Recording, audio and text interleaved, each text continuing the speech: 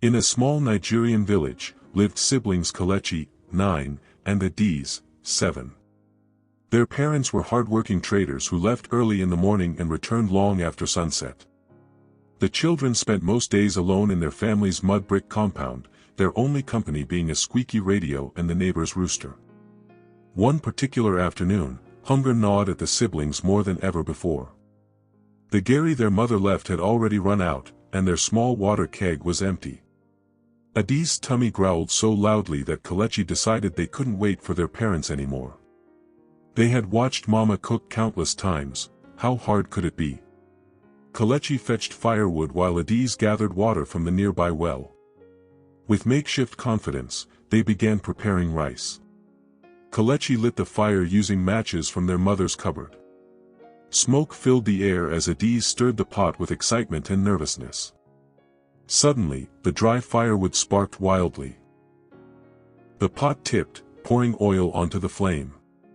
In seconds, the small kitchen hut caught fire. Screaming and coughing, the children backed away in panic, unsure whether to run or hide. Smoke rose like a black flag above the compound.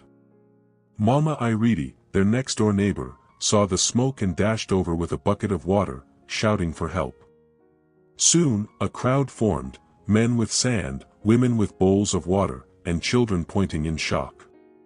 The fire was finally put out, just before it spread to the main house. That evening, their parents returned to find a half-burned kitchen and tear-stained children surrounded by neighbors. Shock, guilt, and horror washed over them. Neighbors scolded the parents for their neglect, while Mama Reby held Adiz close, whispering comforts into her ear. The parents wept that night. They remembered how often they dismissed the children's pleas to come along to the market or be left with relatives. Their pursuit of daily bread had almost cost them their own children. That night, Kelechi slept between his parents for the first time in years. The next morning, the father stayed home while the mother went to market. They agreed to alternate days or hire a helper to watch over the kids. Kelechi and Adiz were overjoyed. Their home was suddenly filled with warmth, attention, and meals shared together.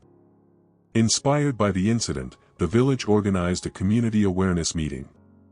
Parents shared strategies for safe child care, and older children were taught basic fire safety.